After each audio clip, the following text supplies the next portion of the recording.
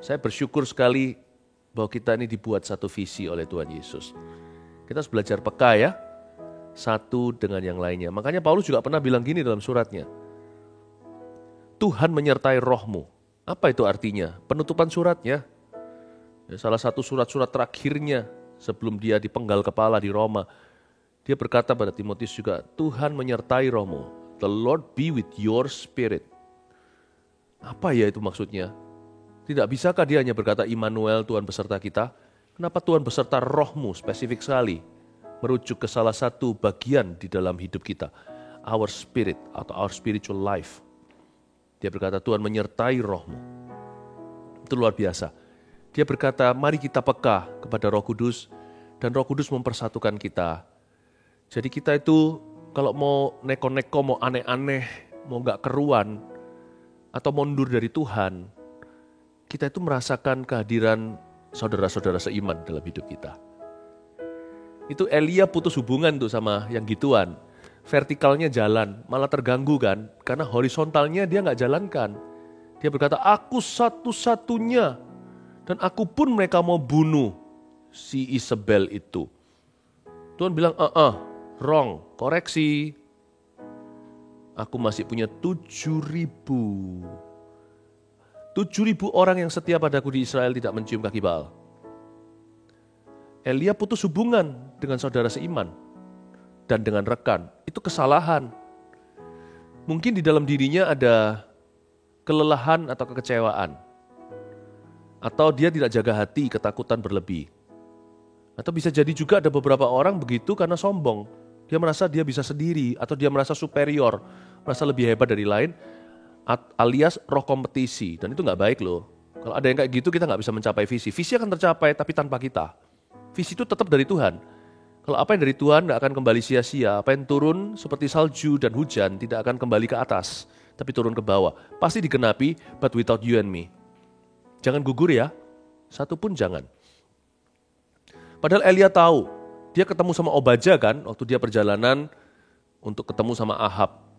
Disuruh sampaikan pesan. Aku tunggu di sini, suruh tuanmu datang. Dia bilang sama Obaja. Obaja kan orang yang takut sama Tuhan. Tapi Obaja bilang gini, please, kau harus tepat janji, Tuan Elia. Kalau Anda tidak tepat janji, aku bisa mati. Padahal aku ini setia. Dia berkata, aku telah sembunyikan 50 pergoa. Nabi-nabi, hamba-hamba Tuhan.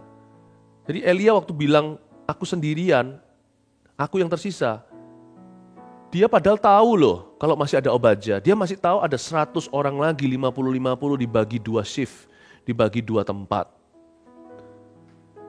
Dia salah fakta, makanya salah pewahyuan.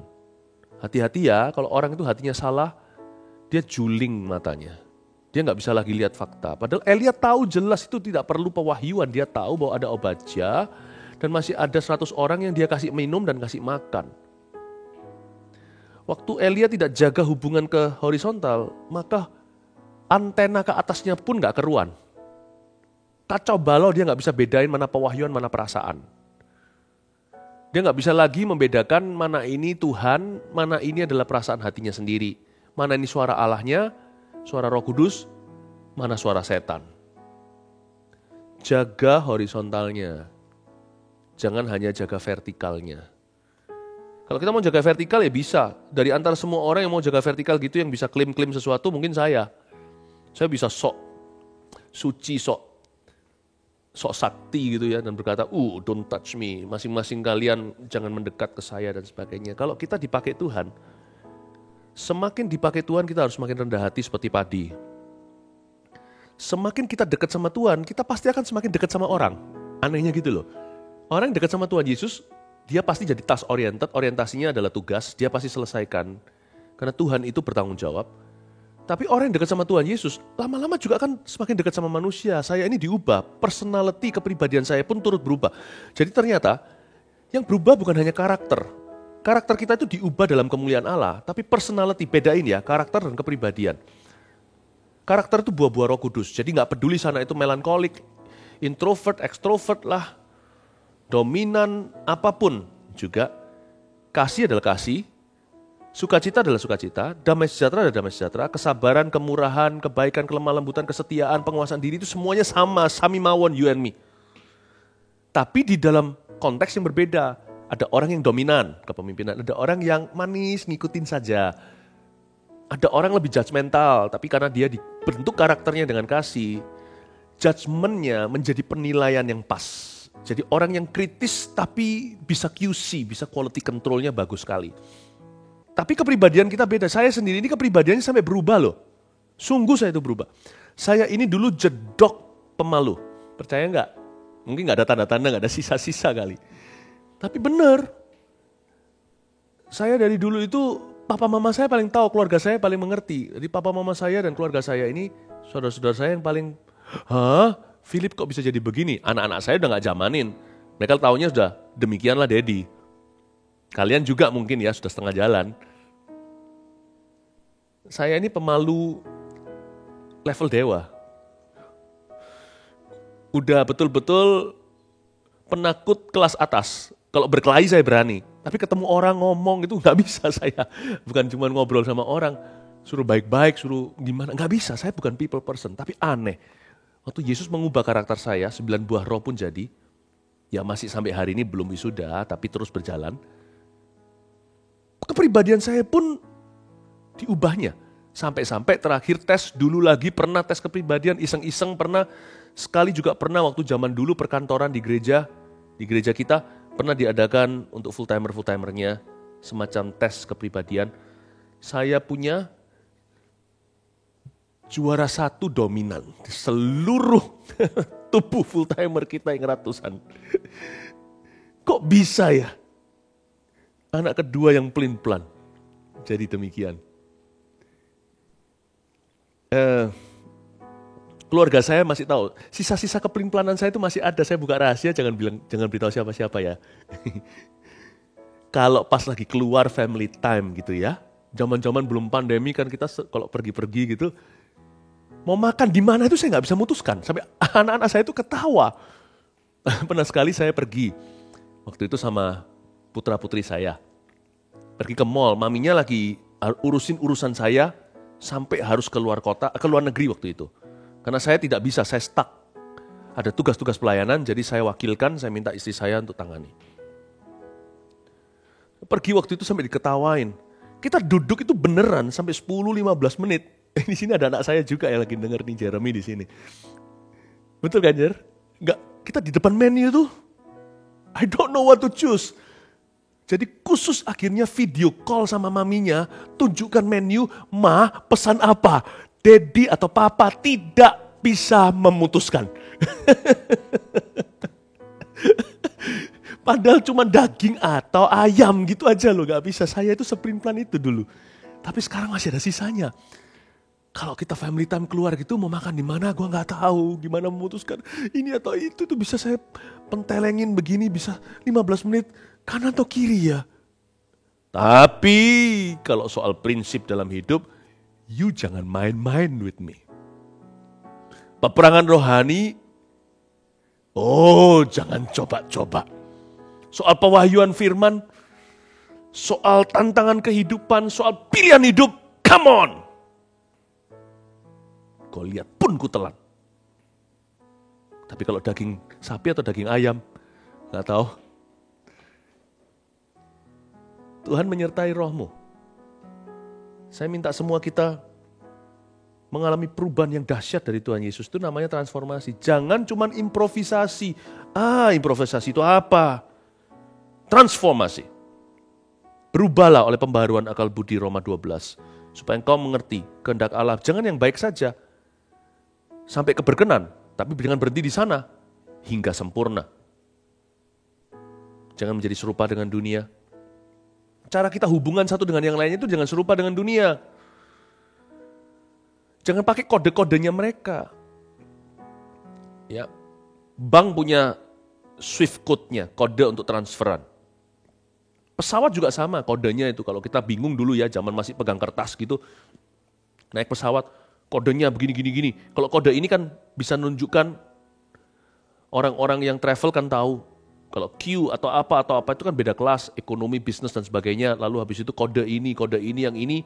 Padahal bagi kita loh kursinya ya cuma semua sama kalau yang di ekonomi contohnya.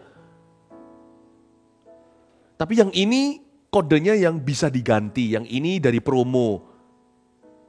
Dunia punya kode-kode yang rumit. Kode kita sederhana, kasih dan jangan mementingkan diri sendiri. Itu hubungan vertikal, hubungan horizontal kita maksudnya. Dan kode kita itu unik, istimewa. Orang dunia nggak sama kita, orang dunia nggak bisa baca kode kita. Waktu dia baca itu seperti baca barcode. Dia nggak ngerti. Makanya orang dunia garu-garu kepala, apa-apaan ya nih mereka ini ya. Kok lain ya? Tampar pipi kanan, kasih pipi kiri, bukan untuk dibully. Orang gua lukai kok dia malah memberi. Orang mati berkabung kok mereka malah tepuk tangan dan memuji Tuhan. Semua mereka itu berkabungnya itu sampai bakar-bakar macam-macam. Sampai toreh-toreh badannya kalau perlu. Meratap seperti tidak ada hari kemudian. Tapi orang Kristen kok bisa tunjukkan damai sejahtera seperti punya pengharapan. Mereka gak bisa baca kode kita. Kode kita seperti barcode. Dan kita jangan ikut-ikut, kita punya kode sendiri kalau bicara soal hubungan dengan sesama. Jadi jangan bawa dunia masuk ke gereja ya. Jangan duniawi. Siapa yang di dalam visi ini for the money, get out. Keluar. Today. Siapa yang masuk di dalam visi ini menggembalakan orang supaya dia dipuja sama manusia, get out. Siapa yang masuk ke dalam visi ini supaya dapat banyak pengikut di sosial media supaya populer,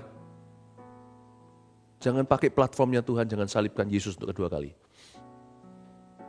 Kalau kita merintis gereja supaya kita nanti bisa bangga, gue yang rintis loh, jangan dirintis. Sebab engkau bukan merintis, berarti kita bukan merintis gereja, kita merintis diri sendiri. Visi ini akan terjadi sih, with or without you and me, dengan atau tanpa kita. Visi ini juga akan terjadi, pasti akan terjadi dengan Anda atau saya, dengan atau tanpa Anda dan saya. Tapi visi ini harus terjadi dan dibangun oleh tangan-tangan yang murni. Vertically and horizontally. Harus murni. Bahkan Tuhan tidak perlu saya. Saya visionernya, tapi saya bukan sumbernya. Tuhan juga tidak perlu aku. Saya masih di-employ hari ini, dilanjutkan kontrakan dengan Tuhan. Tuhan mengontrak ini badan. Karena saya masih ramah dengan rohnya, Tuhan menyertai rohmu. Rohku ini masih bersahabat dengan Roh Kudus. Tapi jikalau aku hidup menurut daging, Roma 8 katakan, dan hostile to the Holy Spirit, atau saya tidak ramah dengan roh Tuhan, maka saya menjadikan diri saya musuh Tuhan. Jangankan musuh visi, Tuhan pun kumusuhi. Visi itu jadi basi. Jangan ada di dalam pelayanan, baik volunteer sukarelawan, ataupun pendeta. Pendeta apalagi, yang lebih banyak dipercaya, lebih banyak dituntut. Yang lebih banyak diberi, lebih banyak juga Tuhan tuntut untuk mengembalikan. Kita ini jangan sampai di dalam pelayanan untuk alasan apapun kecuali kasih. Jangan ada dalam ministry untuk motivasi pribadi. Kadang-kadang itu tipis loh ya. Setipis seutas rambut dibagi 7. 1/7 satu helai rambut. Setipis itu batasnya antara visi dan ambisi. Kadang-kadang kita gak mengerti. Ini visi atau ambisi? Tapi jangan dinilai dulu sekarang. Nanti jangan-jangan tercabut padahal dia adalah gandum kelihatan lalang. Kita salah sangka ternyata dia gandum di mata Tuhan. Jangan-jangan yang selama ini kita kagumi sebagai gandum malah lalang di kemudian. No, we're not in this for us. We're in this for Jesus and for souls. Anda dan saya tidak ada saham di dalamnya, termasuk aku. Kalau tidak rela mati seperti itu, tak akan terjadi kebangunan rohani. Borneo, hari ini adalah kita fokus kepada Kalimantan dulu. Tapi sebenarnya pesan ini untuk semua, makanya itu direkam puji Tuhan. Semua harus dengar ini, saya minta semua harus mendengarkan. Saya sebut ini, yang kayak beginian ini bukan pastoral teaching, pastoral sermon atau pesan pengembalaan. Ini juga bukan khotbah pengajaran, yang seperti inilah yang disebut di Kisah Para Rasul, mereka bertekun di dalam pengajaran para rasul. Firman seperti inilah yang membuat kita itu mengalami kemajuan bukan setapak dua langkah kaki, tapi mengalami roket turbo. Karena ini yang mengkikis daging kita, Tuhan menyertai rohmu, kedagingan diserang lewat khotbah yang demikian. Firman yang dibagikan selama beberapa sesi ini saling melengkapi. Tapi izinkan saya jadi bom atomnya hari ini untuk membuat daging kita semua, you and me, sama-sama tak berdaya di hadapan Roh Kudus yang mulia, di hadapan Sang Baginda. Saya minta kita semuanya di dalam ministry, termasuk saya semuanya, semua firman ini bermata dua, berarti kena ke kita juga, untuk tidak ada motivasi lain kecuali kemuliaan Tuhan Yesus, dan kemuliaan saja, tidak plus-plus, tidak ada GST, tidak ada service charge. Kerja untuk Tuhan itu kita tidak dapat service charge, tidak dapat tips sama sekali. Kita kerja karena kita mengembalikan apa yang Tuhan sudah berikan di Kalvari. Sekarang masuk ke firman Tuhan, kita baca aja, saya buka bersama saya Roma pasal 1. Saya nggak kasih banyak-banyak, saya kasih 7 ayat saja. Salam, ayat 1. Dari Paulus, hamba Kristus Yesus yang dipanggil menjadi rasul dan dikuduskan untuk memberitakan Injil Allah. Injil itu telah dijanjikannya sebelumnya dengan perantara nabi-nabinya dalam kitab-kitab suci. Tentang anaknya yang menurut daging diperanakkan dari keturunan Daud. Dan menurut roh kekudusan dinyatakan oleh kebangkitannya dari antara orang mati. Bahwa ia adalah anak Allah yang berkuasa, Yesus Kristus Tuhan kita. Dengan perantaraannya kami menerima kasih karunia dan jabatan rasul untuk menuntun semua bangsa, supaya mereka percaya dan taat kepada namanya. Kamu juga termasuk di antara mereka, kamu yang telah dipanggil menjadi milik Kristus. Kepada kamu sekalian yang tinggal di Roma, yang dikasihi Allah, yang dipanggil dan dijadikan orang-orang kudus, kasih karunia menyertai kamu, dan damai sejahtera dari Allah Bapa kita dan dari Tuhan Yesus Kristus. Kita berdoa, Tuhan Yesus, berikan terang atas logos firman tertulis yang kami baca, supaya kau proses lewat mulut hamba-Mu ke telinga, jatuh ke hati setiap pendengarnya, dan menjadi golden rhema bagi setiap kami untuk menggenapi visi gereja ini, maupun untuk menggenapi tujuan hidup kami secara pribadi dari Kristus. Urapi kami dalam nama Yesus. Amin. Ambil catatan, kasih judul aja supaya ada frameworknya. Kasih judul menemukan diriku sesungguhnya dalam visi Allah. Menemukan diriku sesungguhnya dalam visi Allah. Kasih judul itu supaya kita ingat. Saya mau bicara tentang jati diri, who we are, not merely what we do. Siapa kita bukan hanya sekedar apa yang kita bisa lakukan. Sebab kalau kita tidak bisa aman di siapa diri kita dulu, nanti kalau kita melakukan sesuatu, kita bisa salah motivasi, bisa jadi tinggi hati. Atau kalau kita gagal, kita bisa minder, dan kita bisa merasa sebagai orang paling gagal sedunia, bahkan depresi, stres, dan bunuh diri. Nah, Tuhan mau kita aman dulu di dalam jati diri kita dulu. Siapa aku harus terjawab, dan harus terjawab setiap hari di dalam jiwa kita. Menemukan diriku sesungguhnya dalam visi Allah. Supaya jangan sampai kita jadi si sulung tersesat di rumah Tuhan. Ya. Ayat pertama dari Paulus. Inilah author penulisnya. Hamba Kristus Yesus yang dipanggil menjadi rasul dan dikuduskan untuk memberitakan Injil Allah. Garis bawahi, hamba Kristus Yesus yang dipanggil menjadi. Itu aja, tanggung ya. Hamba Kristus yang dipanggil menjadi. Siapakah you and me? Who are we? Siapakah kita? Harus diingatkan di kilometer gereja ke-50 sebelum kita ke 300 tahun 2030. Di posisi sekarang 5 gereja di Borneo, sebelum ketambahan 55, yang 5 gereja pertama, pemimpin hingga jemaatnya harus aman jati dirinya. Sebelum kita menerima bayi-bayi rohani dan melahirkan, Kita sendiri harus aman. Papa mamanya tidak boleh gejolak, gambar dirinya harus sehat. Pertanyaannya sekarang harus dipaku bumi di hati. Who are you and me? Siapakah Anda dan saya? Menurut Paulus, inilah cara pandang Paulus tentang dirinya. Dia adalah hamba Kristus yang dipanggil menjadi.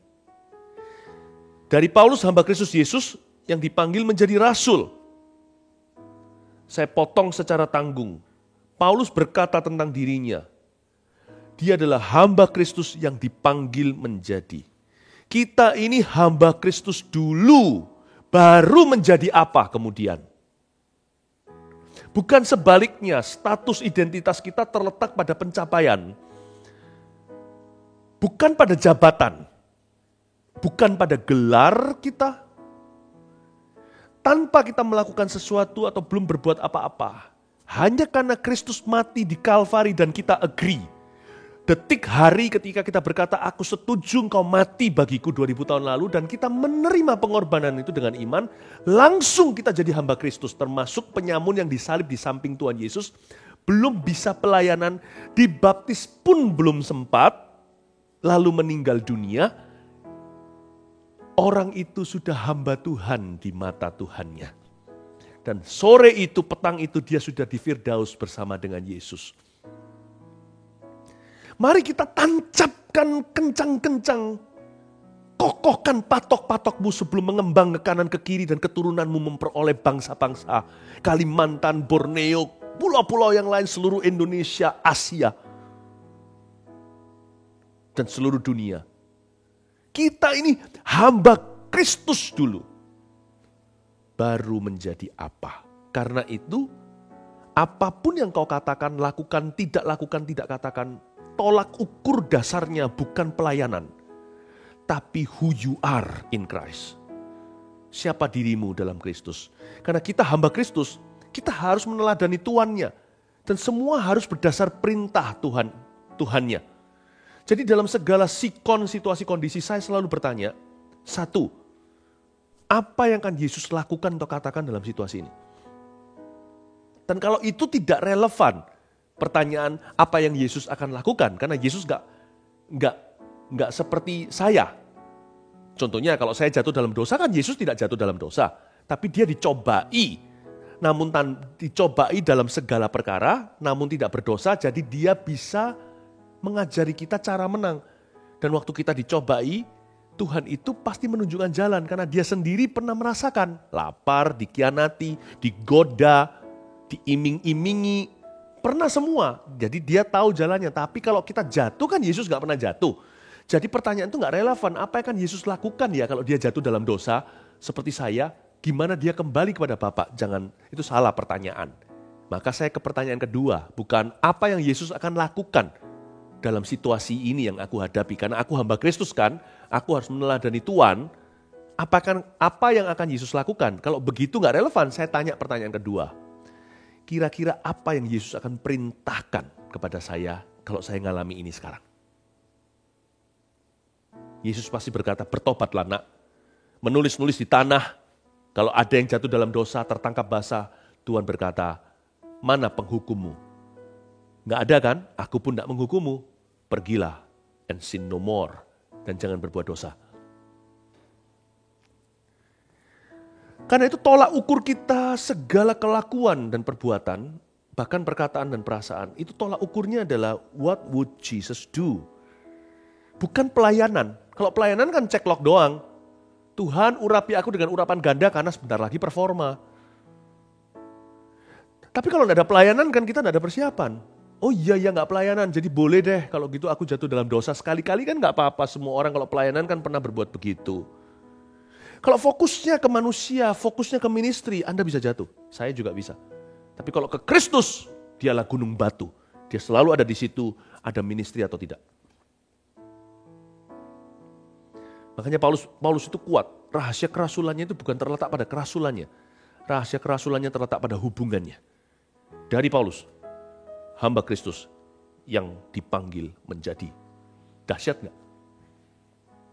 Itu dahsyat sekali. Dan dia dipanggil menjadi rasul, itu jabatannya. Rasul itu utusan Allah.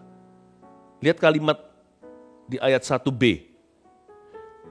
Bukan hanya dia dipanggil menjadi rasul, tapi dia dan dikuduskan untuk memberitakan Injil Allah. Dan dikuduskan untuk memberitakan Injil, kata dikuduskan itu set apart atau dipisahkan. Apa maksudnya dikuduskan untuk memberitakan Injil? Pertama-tama tidak semua kita dipanggil jadi pengkhotbah atau pendeta. Ya, kalau kita masih ada puluhan atau ratusan gereja yang kita rintis, berarti ada ratusan orang kan jadi full timer, saya mengerti. Tapi kalau dihitung dari 1 juta murid nanti kemudian hari, sebagian besar mayoritas ratusan ribu nggak akan pernah jadi full timer. Mereka akan jadi jemaat yang setia, jemaatnya Tuhan. Dan mereka akan sukarela dalam pelayanan dan pemimpin-pemimpin yang dahsyat di tempat di mana Tuhan memanggil mereka. Tapi Injil ini bukan full time atau tidak, Injil inilah ladang kita bersama. Yang dimaksudkan di sini memberitakan Injil, dikuduskan untuk memberitakan Injil itu berarti hamba-hamba Kristus itu pasti akan dibersihkan oleh Tuhan Yesus. Dan itu termasuk saya loh, semua kita tanpa kecuali.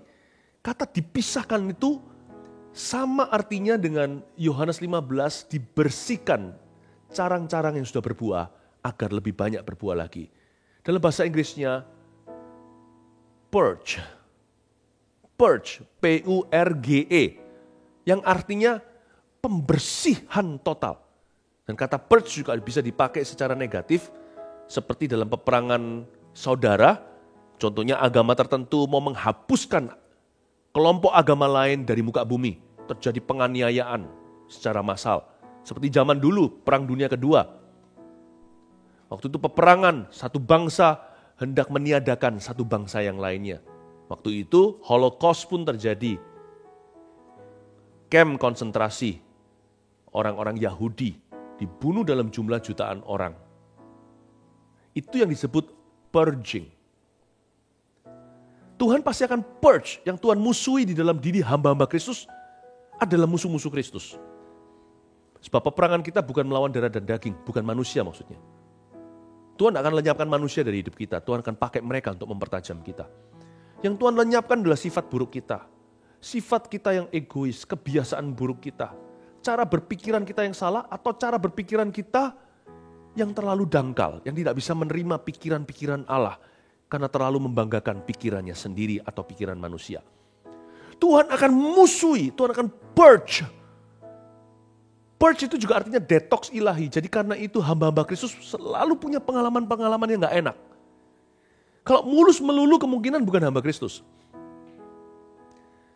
Karena di dalam dirinya Tuhan akan memusuhi sesuatu sampai orang itu jadi serupa dengan gambar dan rupanya. Itu yang disebut dikuduskan untuk memberita Injil. Paulus tidak berkata dipilih untuk memberitakan Injil.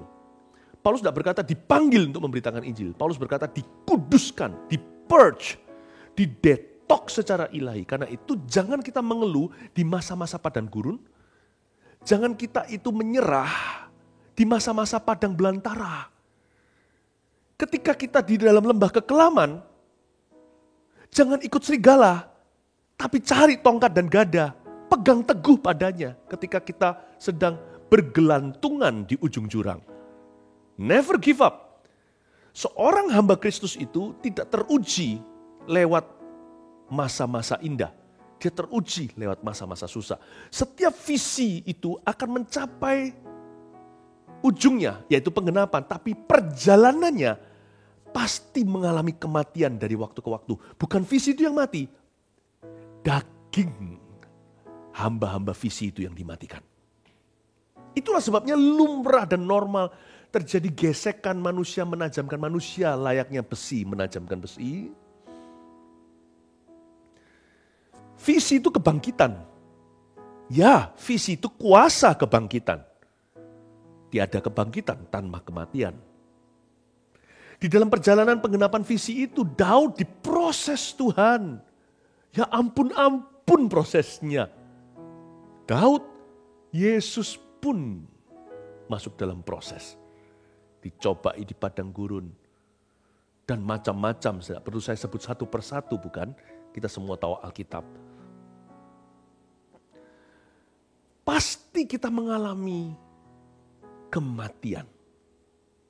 Dan di saat seperti itu, jangan menyerah, jangan berubah setia.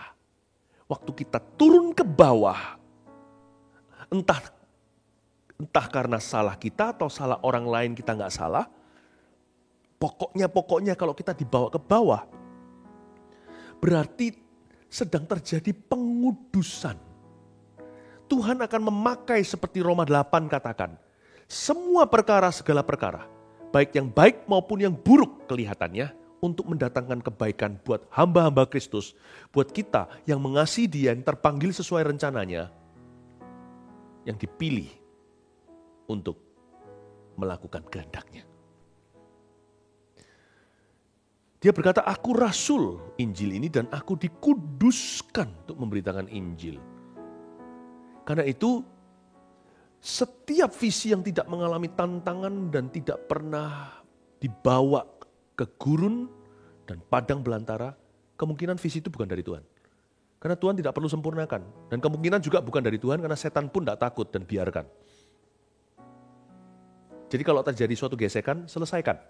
Tuhan pasti kasih kita kode barcode dari firman Tuhan.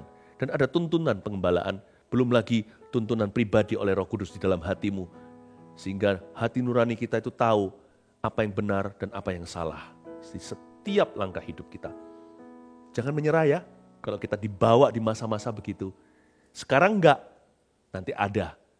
Tapi nanti orang lain masuk ke masa itu, yang lainnya masa menuai. Penabur dan penuai sama-sama bersuka cita. Ada yang menuai dengan bahagia, ada yang menabur dengan mencucurkan air mata. Tapi akan silih berganti, saling berbalap. Akan terjadi balapan. Kadang-kadang yang ini masuk lembah. Ketika tubuh Kristus bagian tertentu lagi menderita, yang lainnya doakan dan dukung. Jadilah berkat. Nanti ada saatnya kita di atas, orang lain di bawah. Ada saatnya orang lain di atas, kita yang di bawah. Inilah pentingnya tubuh Kristus dan saya bersyukur di visi ini kita nggak sendiri. Nggak ada satu gereja pun sendiri. Ya, nggak ada satu regional yang sendiri, yang Kalimantan sendiri nggak ada hubungannya sama Sumatera, yang Sumatera nggak ada hubungannya sama Southeast Asia, yang Southeast Asia nggak ada hubungannya sama Jawa Timur nggak ada hubungannya dengan Sulam Papua, yang Sulam Papua nggak ada hubungannya dengan Surabaya, nggak bisa. Sebab rodanya berputar, silih berganti, kadang di atas, kadang di bawah. Kita selalu butuh ekstra iman, ekstra doa. Kita butuh covering dari saudara-saudara seiman. Kita perlu covering daripada networking Tuhan. Karena masa pengudusan itu tidak sama setiap orang. Tidak sama setiap gereja. Tidak sama setiap pengembalaan. Bahkan tidak sama setiap individu. Makanya Paulus berkata, sehari-hari urusanku apa? Aku sakit bersalin untuk gereja-gereja itu. Bukankah kalau ada yang mundur dari Tuhan, aku turut merasakan? Dan Paulus tulis gitu di suratnya. Tugas seorang rasul itu berat, besar. Tugas gembala juga berat. Karena kita harus menjaga keseimbangan. Ketika satu di atas, satu di bawah. Dan kita harus bijaksana seperti Salomo di antara dua wanita. Doakan pemimpin-pemimpinmu. Sebab pemimpin-pemimpinmu mendoakanmu. Kita semua adalah utusan Injil. Dikuduskan untuk memberitakan Injil. Ayat yang kedua. Baru ayat 2, ini baru ayat 1. Jadi leadership conference ini akan lanjut sampai besok subuh. Enggak. Bercanda. Loh, saya sih mampu khotbah sejauh itu, tapi nanti jangan sampai ada yang jatuh dari tingkat ketiga lalu meninggal dunia. Kalau Paulus bangkitkan itu Eutikus, kalau saya akan kuburkan. Injil itu telah bercanda ya. Lanjut ayat 2. Injil itu telah dijanjikannya sebelumnya dengan perantaraan nabi-nabinya dalam kitab-kitab suci. Injil apa ya? Kita tahulah, berita Injil kita tahu, pesannya jelas. Yesus mati dan bangkit pada hari ketiga. Simpel kan? Tapi yang disebut Injil di sini, yang dijanjikan sebelumnya dengan perantara nabi dalam kitab suci, adalah untuk para utusan Injil itu yang dikuduskan oleh Allah, Catat baik-baik definisi Injil di sini. Injil di sini bukan hanya pesan atau beritanya, ya itu nggak boleh salah. Kalau salah beritanya, wah bisa salah fatal itu akibatnya.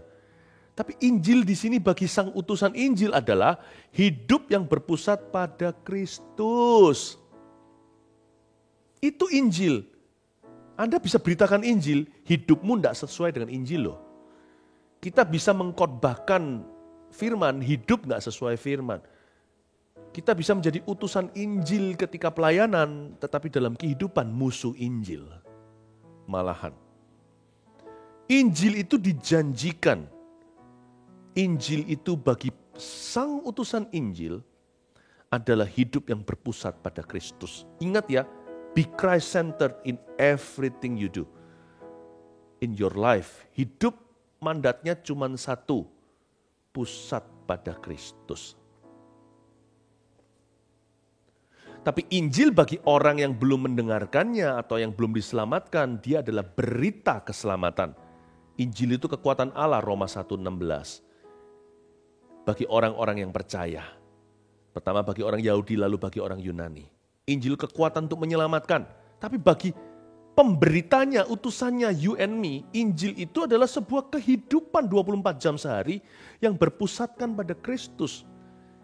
Jadi hubungan antara gereja pun, sehingga kalau sekarang pusatnya disebut Surabaya, katakan di dalam kegerakan kita, itu tujuannya adalah untuk saling mendekatkan pada Kristus, untuk saling menjaga, saling menopang dan mendukung. Ayat 3, Injil itu tentang anaknya yang menurut daging diperanakkan dari keturunan Daud. Dan menurut Roh Kekudusan dinyatakan oleh kebangkitannya dari antara orang mati. Itu berita dan pesan Injil.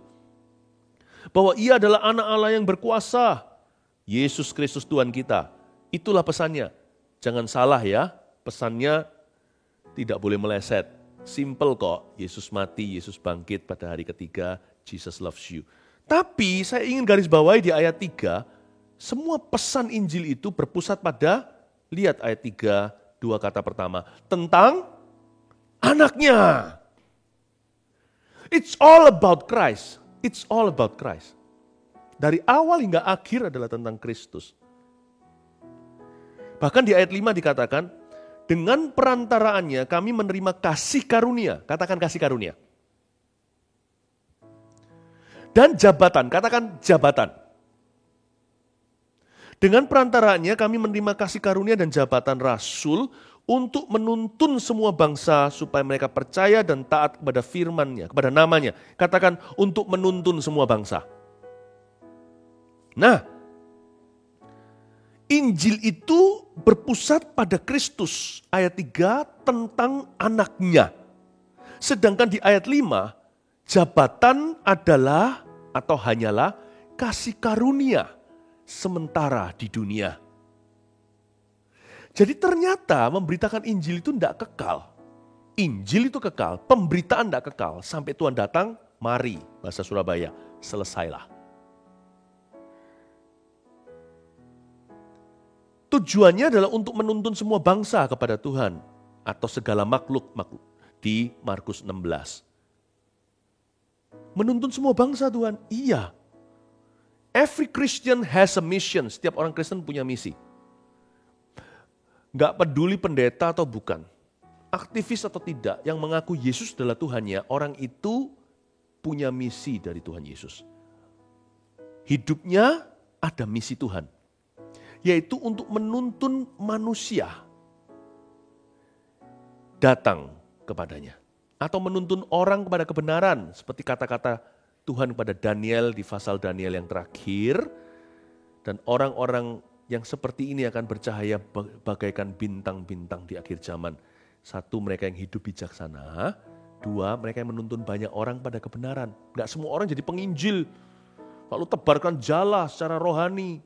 Ribuan, minimal ratusan, atau mungkin hanya puluhan, bahkan jutaan untuk terima Tuhan. Mungkin enggak. Tidak semua orang jadi penginjil, tapi setiap kita adalah saksi-saksi Kristus. Saya yakin seumur hidup kita, setiap orang Kristen yang paling tanda kutip lemah, kalau dia mau saja dituntun sama Tuhan, mau dibentuk oleh Roh Kudus, dia pasti dapat 5 roti dan 2 ikan di akhir hidupnya. minimal pasti ada 5 orang yang dekat sama dia dan 2 yang paling dekat. 5 plus 2 pasti ada 7 jiwa yang dia sebelum mati masuk kuburan, yang dia tuntun pada kebenaran. Mungkin bukan 7.000, seperti Elia di zaman Elia yang tidak mencium Baal. Mungkin bukan 7 juta, tapi setiap orang punya 5 roti 2 ikan. Tugas kita adalah menuntun. Menuntun ini gak hanya lewat pemberitaan, terlebih lagi lewat kehidupan. Menuntun itu juga sehari-hari waktu kita dalam pekerjaan kita, kalau kita gak kerja di gereja. Orang lihat kita itu bisa lihat Yesus berjalan gitu. Waduh, kok Pastor Philip susah ini perbandingannya. Jauh gak sempurna. Iya, saya ngerti. Bedanya kalau orang lihat Yesus di dalam Yesus, ya mereka lihat Yesus. Kalau orang lihat Yesus di dalam kita, mereka juga lihat kekurangan kita. Asal kita terus bertumbuh, orang akan mengagumimu. Dan mengagumi Yesus di dalammu. Saya ingin untuk Anda mengerti bahwa Injil itu tentang anaknya. Goal kita satu, pertumbuhan, angka, jumlah 300 gereja itu adalah manifestasinya. Spirit rohnya adalah biar dunia melihat Yesus di dalam kita. Itu spiritnya, bukan angka. Jumlah itu manifestasinya.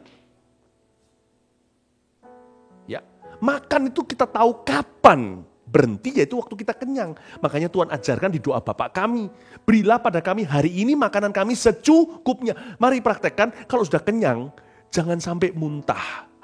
Hanya gara-gara kita gak mau rugi dimakan restoran yang menyajikan makan sepuasnya.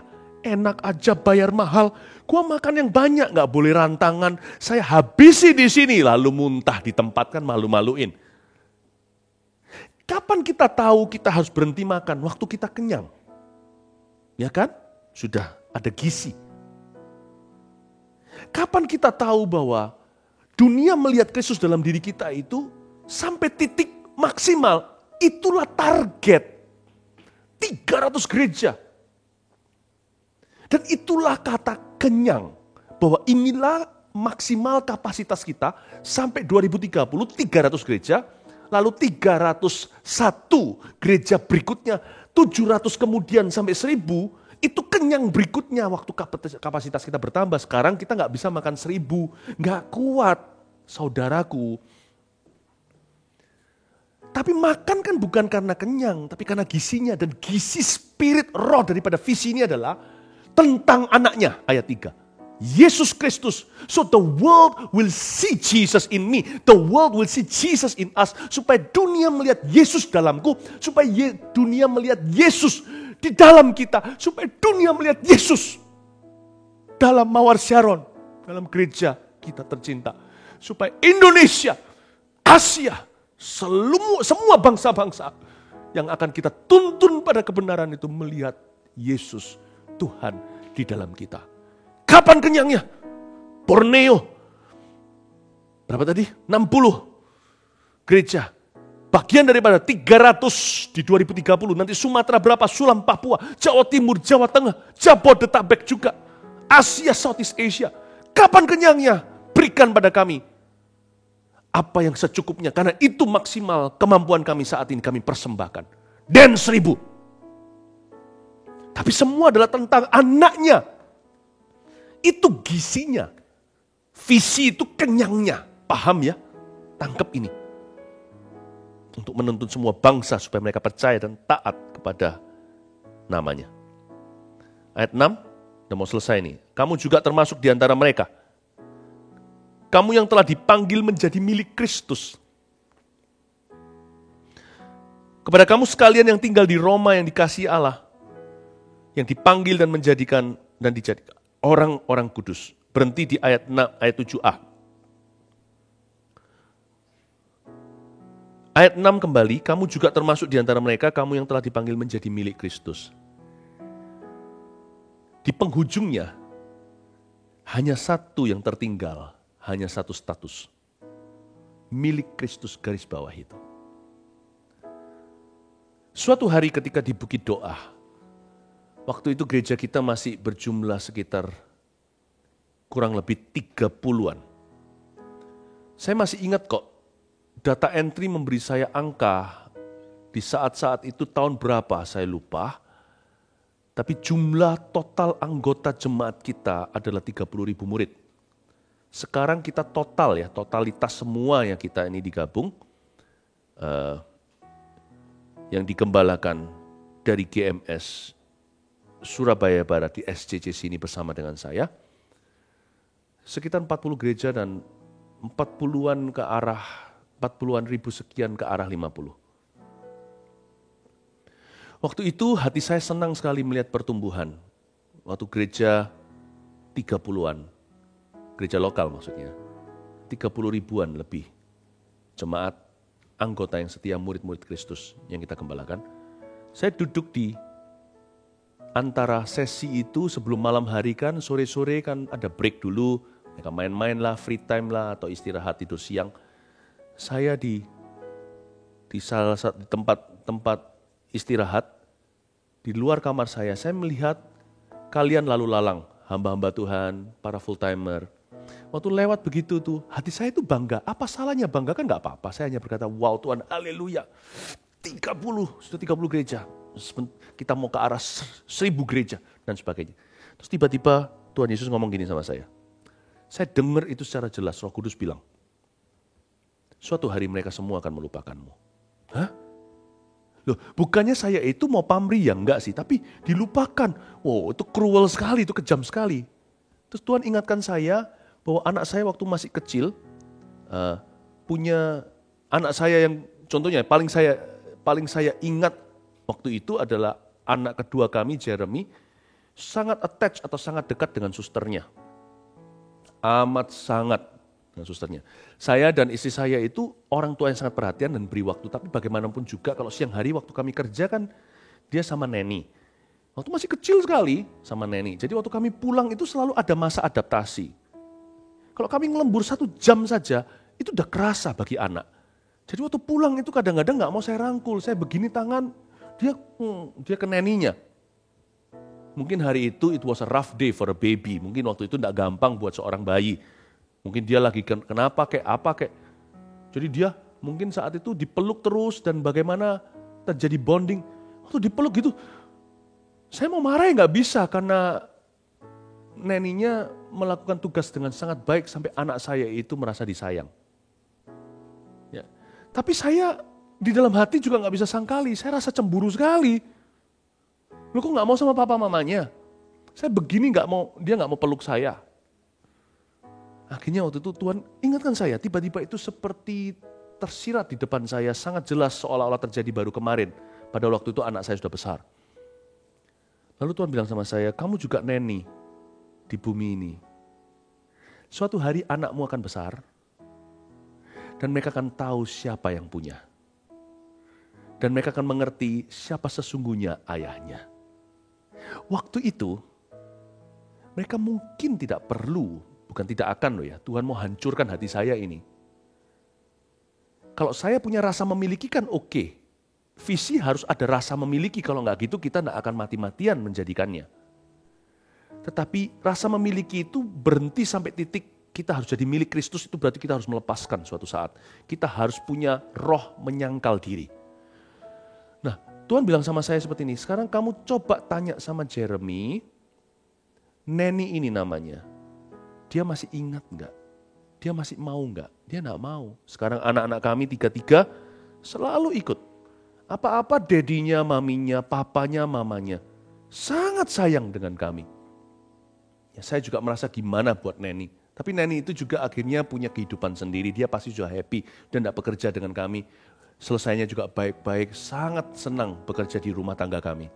Sangat dicinta. Ya, tapi akhirnya anak saya kembali kepada orang tua kandungnya. Suatu hari seluruh gereja ini kembali kepada gembala agungnya. Semua jiwa yang kita pimpin dan muridkan akan memanggil Abba, Bapa, karena roh sulung yang ditaruh dalam diri Tuhan. Dan menoleh ke kita hanyalah pengasuhnya yang tidak signifikan. Waktu saya diberitahu gitu, nangis saya. Saya langsung nangis. Saya berlutut dan menangis bukan karena apa. Saya mungkin tidak tahan. Memang sih nggak untuk diriku, kulakukan ministry ini. Tetapi ketika kita harus menghadapi kenyataan itu nanti, nggak tentu kita ready loh. Nggak tentu loh. Karena gimana pun juga ikatan batin itu ada. Saya menangis dan saya berkata, Lord, aku kira selama ini aku siap. Hingga Engkau mengatakannya, aku diperhadapkan dengan pewahyuan seolah-olah sudah di sana. Aku tidak siap ya Tuhan. Tuhan melontarkan satu pertanyaan lagi, saya dihancurkan. Jikalau kamu memberitakan Injil, tidak ada satu orang lagi pun akan maju altar call meresponi Injil yang kau bagikan. Masihkah kau memberitakan Injil? Wah, tambah parah, sudah jatuh ketiban tangga. Ditanya Tuhan dengan pertanyaan kedua. Ya Tuhan, bagaimana? Lalu ketiga, lontarkan lagi Tuhan itu bertubi-tubi. Kalau Tuhan tanya sama Petrus kan 3 kali. Tanya sama saya juga 3 kali. Kalau kamu doakan kesembuhan atas orang-orang sakit, tumpang tangan atas mereka, tak satu pun sembuh. Mulai hari ini sampai kamu mati. Masihkah kau bekerja untuk Yehovah Rafa?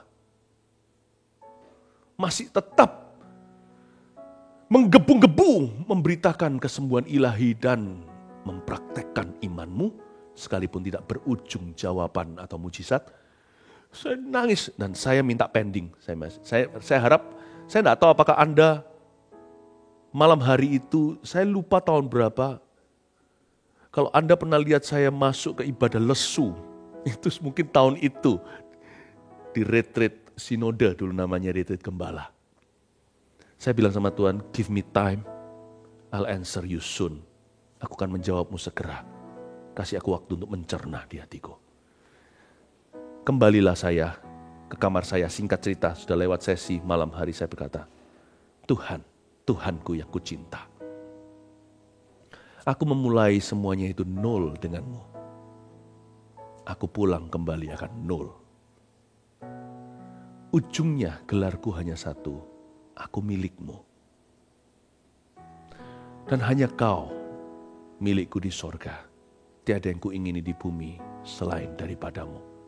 Sekalipun hatiku dan batinku habis lenyap, gunung batuku dan keselamatanku adalah Tuhanku. Sebelum saya jawab, saya ngomong gitu sama Tuhan. Saya bilang, Tuhan, aku siap. Biarkan aku mati sebelum melihat visi ini mendekati digenapi. Sekarang untung baru 30. Hatiku sudah ada motivasi yang kurang murni. Padahal aku sudah bersih. Kenapa? Why you purge me? Kenapa engkau tidak bereskan orang-orang lain itu yang masih kotoran di hatinya. Yang gak jelas dia dalam pelayanan untuk apa. Kenapa engkau menuntut aku? Kenapa engkau fokus dan memperhatikan saya? Untuk kerjain hatiku ini yang lemah. Tapi Tuhan, saya berkata, aku mengerti maksudmu. Aku akan menjawabmu sekarang supaya aku jadi milikmu. Iya Tuhan, aku siap untuk dilupakan. Aku akan jadi neninya Jeremy. Suatu hari kelak. Seperti anak saya sekarang ditanya, kamu ingat Simba? Dia gak ingat sama sekali. Bukan gak berterima kasih, terlalu kecil waktu itu. Kita manusia ini terlalu duniawi. Nanti waktu kita di sorga, ada beberapa hal bukan karena pikun. Beberapa hal yang memang kita sengaja mau lupakan. Karena gak berguna di sana. Termasuk hamba-hamba Tuhan di dalam kehidupan kita itu tidak akan menjadi fokus utama. Saya berkata, I'm ready. Dan dalam hati saya berkata, sekarang aku lebih mengingini 1000 gereja itu lagi. Lebih murni dari sebelum kau bertanya kepadaku kemarin hari. Aku sekarang rindu lakukan itu just for you. 3 kali kau tanya aku, ku beri jawaban yang sama. Ku beri jawaban 3 kata. Just for you. Hanya untukmu. Makanya saya sering nyanyi lagu, hanya kau. Hanya kau. Sekarang ngerti kenapa saya suka lagu itu. Ada bonding pribadi, hanya kau yang ku cinta. Ada ceritanya, hanya kau. Tuhan Raja, ku ingin mengenalmu selalu. Kau, hanya Kau, hanya Kau yang ku sembah. Suci, suci, layak, Engkau layak. Sungguh ku cinta Kau. Jawaban kedua yang saya berikan pada Tuhan atas pertanyaan kedua pula adalah, kalau Injil yang kubagikan tidak diresponi, aku tetap memberitakan Injil karena aku diselamatkan oleh Injil. Injil adalah kekuatan Allah. Dan karena aku percaya kekuatan Injil, karena aku tahu Injil itu benar, aku beritakan sekalipun seperti Nuh, tidak satu pun masuk bahteraku. Aku akan tetap beritahukan bahwa banjir akan datang. Dan Tuhan selamatkan mereka yang percaya. Kalau tidak ada satu orang lagi pun sembuh waktu saya tumpang tangan, saya tetap akan berdoa menumpangkan tangan. Karena Yehovah Rafa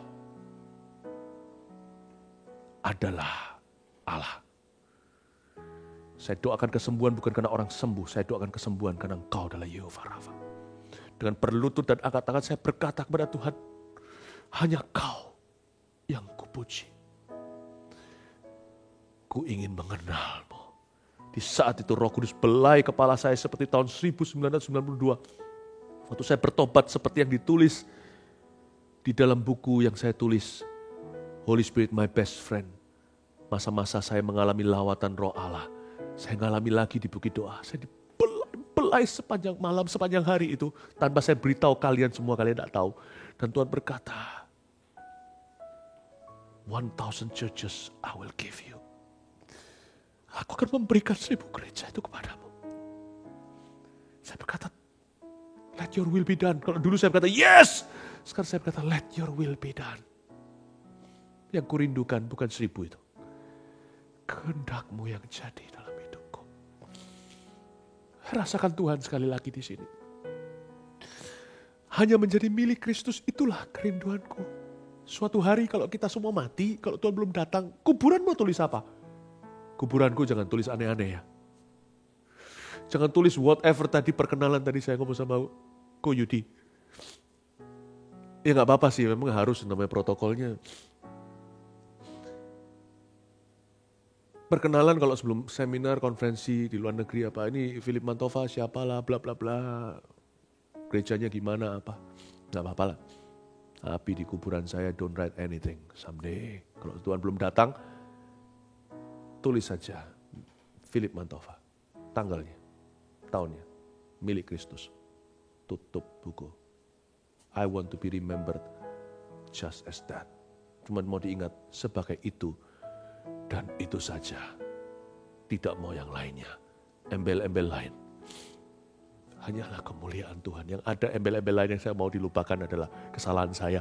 Itu Tuhan tolong tutupkan, jangan ditulis juga. Jangan ditulis juga di nisan. Tapi yang saya mau ingin ditulis sana hanyalah milik Kristus.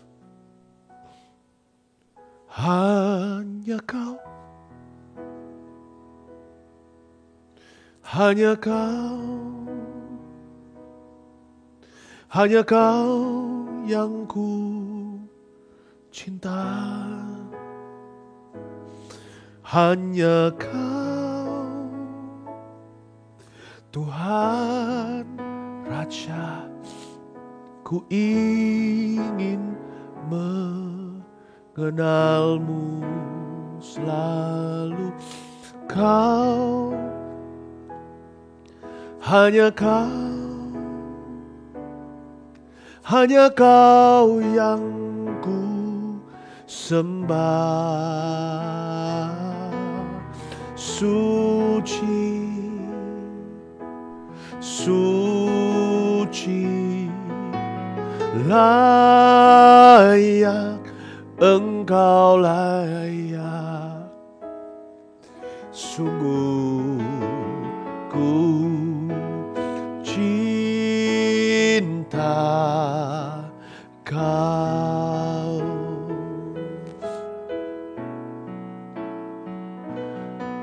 hanya Kau, hanya Kau, hanya Kau yang ku cinta, hanya Kau Tuhan Raja. Ku ingin mengenalmu selalu, Kau, hanya Kau, hanya Kau yang ku sembah. Suci,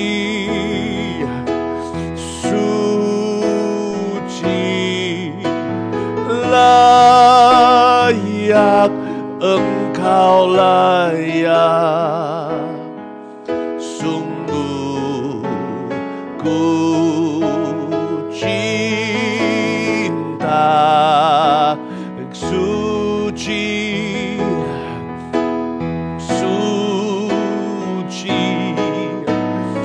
layak, Engkau layak, sungguh ku cinta.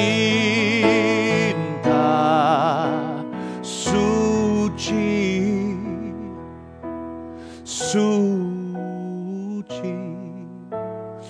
layak, Engkau layak, sungguh ku cinta Kau. Hiana Yesus, hiana Yesus, hiana Yesus, hiana Yesus, hiana Yesus.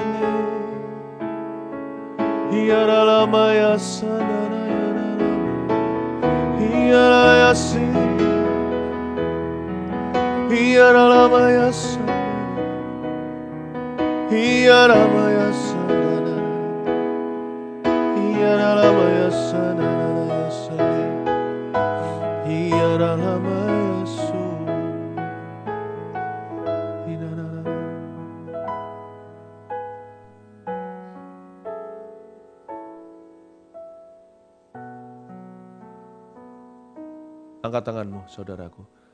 Suci. Angkat tangan, please, semua. Suci, layak,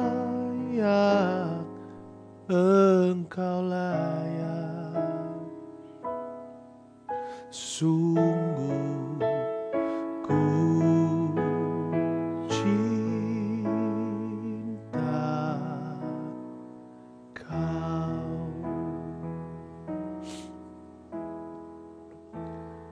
ku Yudi akan doa berkat ya. Thank you Lord. Mari semua boleh gak angkat tangan ya? Mari kita angkat tangan kita. Kami tahu bahwa semua di akhir hidup kami, biarlah ini yang terus kami tahu bahwa kami adalah milik Kristus. Kebanggaan kami adalah ketika kami tahu bahwa kami menjadi milik-Mu ya Tuhan. Karena itu biar kami boleh terus melihat kehidupan kami, semua apa yang kami lakukan, semua yang kami pikirkan itu tentang Engkau ya Tuhan. Thank you malam ini. Kau telah mengerjakan sesuatu terlebih dahulu dalam hati kami. Biar terus hati kami haus dan lapar akan Engkau ya Tuhan. Terima kasih ya Tuhan, terima kasih. Biar nama-Mu disanjung tinggi di hidup kami. Cuman itu kerinduan kami. Thank you untuk sebuah kepercayaan untuk mengerjakan pekerjaan-Mu selama di bumi. Thank you Tuhan. Tapi kami tahu akhir di hidup kami semua adalah milik Kristus. Terima kasih ya Tuhan. Diserahkan sebuah kehidupan kami dalam tangan-Mu. Di dalam nama Tuhan Yesus. Haleluya.